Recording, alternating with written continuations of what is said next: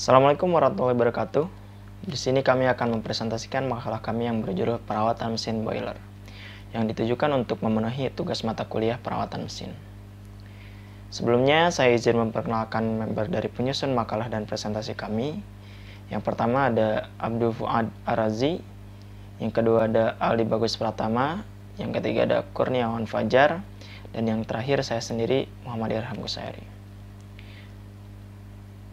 Lalu, rumusan masalah yang akan dibahas dalam presentasi kali ini adalah: yang pertama, apa itu mesin boiler? Yang kedua, bagaimana cara kerja dari mesin boiler? Yang ketiga, metode perawatan seperti apa yang akan dilakukan pada mesin boiler? Yang keempat, apa saja jenis kerusakan pada mesin boiler dan cara perawatannya?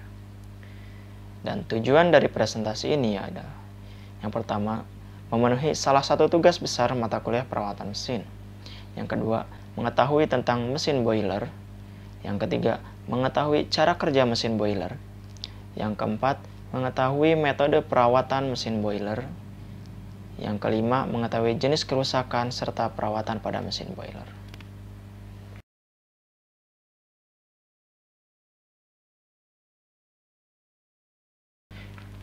Lalu, apa itu mesin boiler? Mesin boiler adalah mesin atau alat untuk menghasilkan uap atau steam pada suhu dan tekanan tertentu, kemudian digunakan untuk mentransfer energi ke suatu proses. Bahan bakar pendidih dari mesin boiler bermacam-macam, dari mulai batu bara, minyak bakar, sampai listrik, gas, biomasa, nuklir, dan lain-lain. Pendidih merupakan bagian terpenting dari penemuan mesin uap yang merupakan pemicu lahirnya revolusi industri. Lalu selanjutnya akan disampaikan oleh teman saya untuk materi selanjutnya. Terima kasih.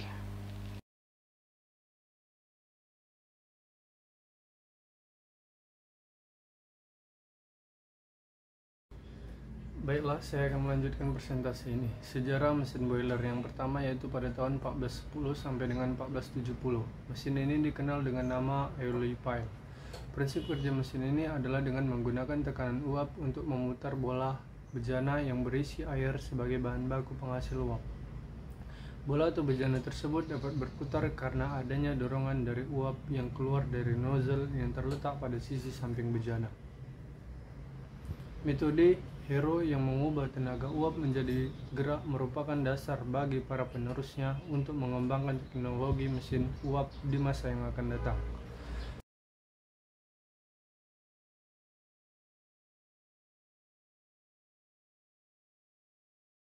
Giovanni Battista della Porta, yaitu pada tahun 1538 sampai tahun 1615. Teori yang dikemukakannya adalah bahwa jika air yang dikonversikan menjadi uap dalam wadah tertutup dapat menghasilkan peningkatan tekanan. Demikian pula sebaliknya, jika uap yang dikondensasikan menjadi air di dalam ruangan tertutup, maka akan menghasilkan penurunan tekanan. Teori inilah yang nantinya akan menjadi konsep utama rancangan pada pengembangan mesin uap yang akan dilakukan oleh para penerusnya.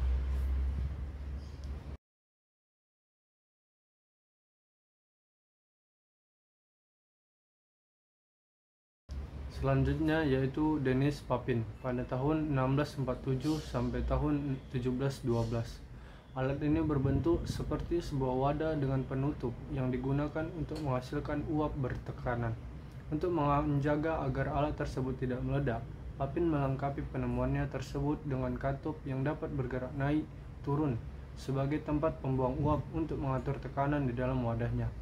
Selain itu, Papin juga mengembangkan mesin dengan menambahkan torak di bagian atas silinder yang tertutup yang akan bergerak naik dan turun sesuai dengan teori yang ditemukan oleh Giovanni Battista della Porta.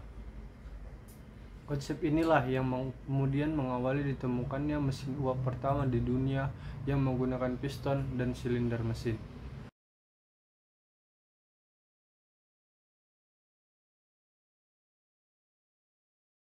Selanjutnya yaitu Thomas Savery pada tahun 1650 sampai tahun 1715. Prinsip kerja mesin ini adalah dengan menaikkan tekanan uap di dalam kettle.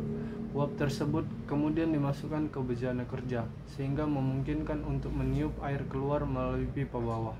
Ketika temperatur dalam bejana menjadi panas karena dipenuhi uap, keran antara kettle dan bejana ditutup. Jika perlu, bagian luar bejana didinginkan.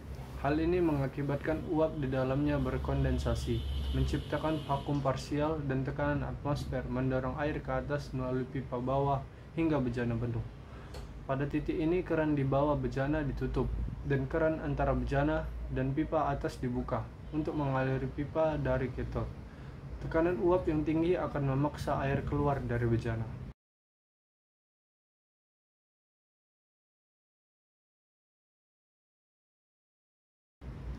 Selanjutnya yaitu Thomas Newcomen. Pada tahun 1663 sampai 1729.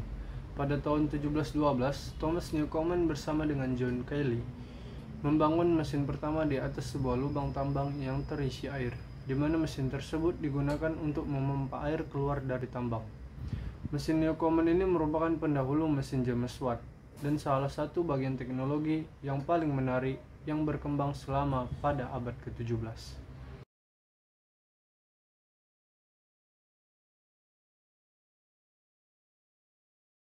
Yang terakhir yaitu James Watt pada tahun 1736 sampai dengan 1819. Perbedaan mendasar dari mesin James Watt ini dengan mesin milik Thomas Newcomen adalah pada letak kondensor yang digunakan. Jika pada mesin Newcomen, ruang untuk mengkondensasikan uap menyatu dengan silinder kerja. Pada mesin James Watt, ruang untuk mengkondensasikan uap terpisah dari silinder. Selain itu juga, mekanisme penggerak torak dari mesin James Watt menggunakan gerakan putar dari roda penggerak yang berputar, tidak seperti pada mesin Newcomen yang menggunakan gerak translasi atau bolak-balik dari pompa air yang bekerja. Sekian dari saya, presentasi akan dilanjutkan oleh teman saya.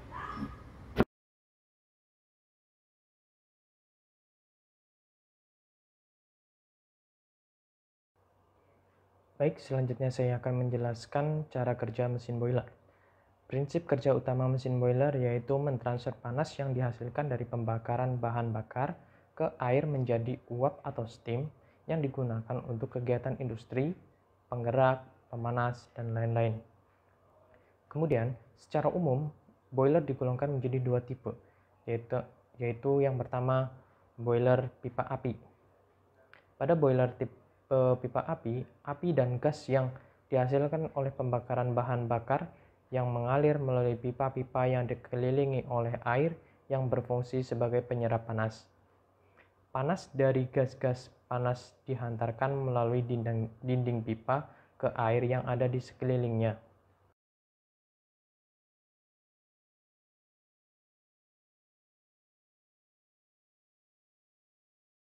Kemudian yang kedua, boiler pipa dingin atau pipa air. Pada boiler tipe pipa dingin, air berada di dalam pipa-pipa yang dikelilingi oleh api dan gas-gas panas yang berada di luar pipa, sehingga pembentukan uap terjadi di dalam pipa. Pipa air tersebut berfungsi sebagai permukaan pemindah panas dan sebagai pendingin dapur boiler sehingga akan memperpanjang usia pakainya.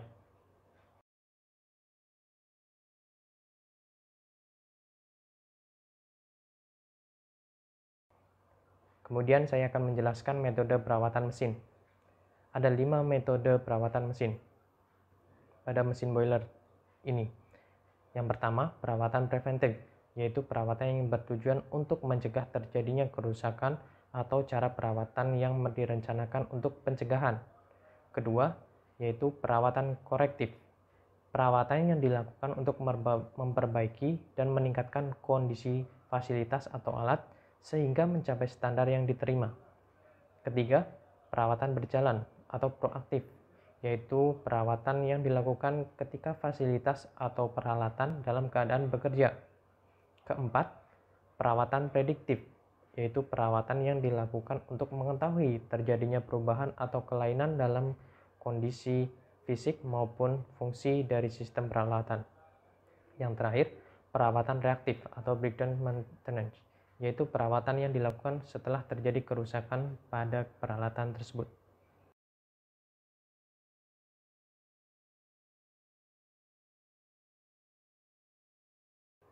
Kemudian tujuan utama dari perawatan mesin boiler tersebut yaitu meningkatkan kemampuan produksi, kemudian menjaga kualitas produksi, kemudian menjaga boiler dapat bekerja secara aman, kemudian menjamin kesiapan operasional mesin dalam keadaan darurat setiap waktu. Selanjutnya mencapai umur mesin yang sesuai dengan umur lifetime. Yang terakhir, menekan biaya perawatan. Terima kasih.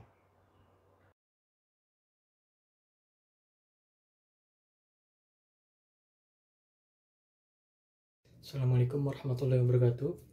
Saya Aldi Bagus Pratama. Pada kesempatan kali ini saya akan menjelaskan tentang masalah-masalah yang sering timbul pada mesin boiler dan juga perbaikan pada mesin boiler. Pada kesempatan sebelumnya telah dijelaskan oleh teman saya mengenai pengertian mesin boiler, sejarah mesin boiler, dan juga cara kerja dari mesin boiler. Oke, langsung saja poin pertama yaitu kerusakan-kerusakan yang sering terjadi pada mesin boiler. Yang pertama ada pipa tersumbat, diameter pipa mengecil, terjadinya patah atau kebocoran pada pipa, dan tidak efektifnya proses pembakaran. Penyebab kerusakan di atas mayoritas berasal dari kualitas air atau boiler feed water yang mengandung endapan atau zat pengotor. Walaupun air tersebut telah mengalami proses water treatment, tidak menjamin terbebas dari zat pengotor ataupun endapan. Oleh karena itu, dengan berjalannya waktu, endapan-endapan tersebut terakumulasi di dalam pipa sehingga pipa tersebut tersumbat dan dapat menyebabkan problem-problem lainnya.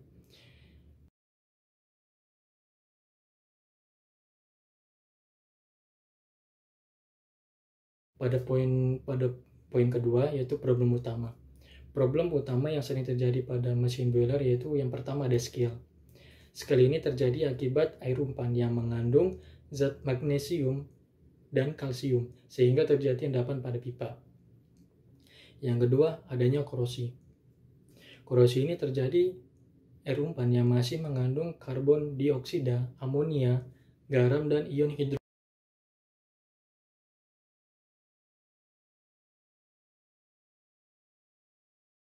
Yang ketiga, boiler carryover, atau keadaan di mana padatan terlarut dalam air boiler lalu terbawa ke dalam steam, dapat terjadi kerak di sepanjang jalur pipa.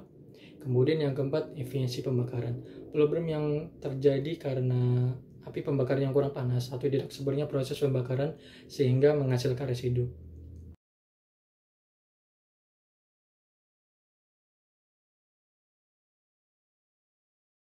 Yang ketiga, boiler carryover, atau keadaan di mana padatan terlarut dalam air boiler lalu terbawa ke dalam steam, dapat terjadi kerak di sepanjang jalur pipa. Kemudian yang keempat, efisiensi pembakaran. Problem yang terjadi karena api pembakar yang kurang panas atau tidak sempurna proses pembakaran sehingga menghasilkan residu.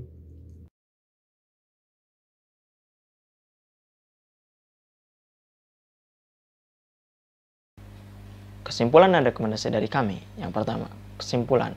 Boiler adalah suatu alat untuk menghasilkan uap atau steam pada suhu dan tekanan tertentu. Yang kemudian uap tersebut yang merupakan energi akan digunakan kembali di proses selanjutnya. Spill dan korosi merupakan dua faktor kerusakan yang sering ditemui pada boiler apabila tidak segera ditangani, yang akan menimbulkan downtime, breakdown, yang akan mempengaruhi produktivitas perusahaan. Oleh karena itu, diperlukan perawatan secara berkala agar mesin dapat beroperasi dengan aman dan menjaga kualitas produksi.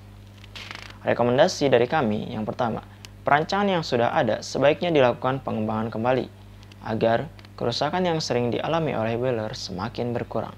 Yang kedua, agar terciptanya produktivitas yang semakin baik, diperlukannya perawatan secara berkala seperti perawatan preventif, korektif, berjalan, prediktif, dan perawatan yang reaktif. Sekian presentasi dari kami. Kurang lebihnya mohon maaf, saya cukupkan. Wassalamualaikum warahmatullahi wabarakatuh.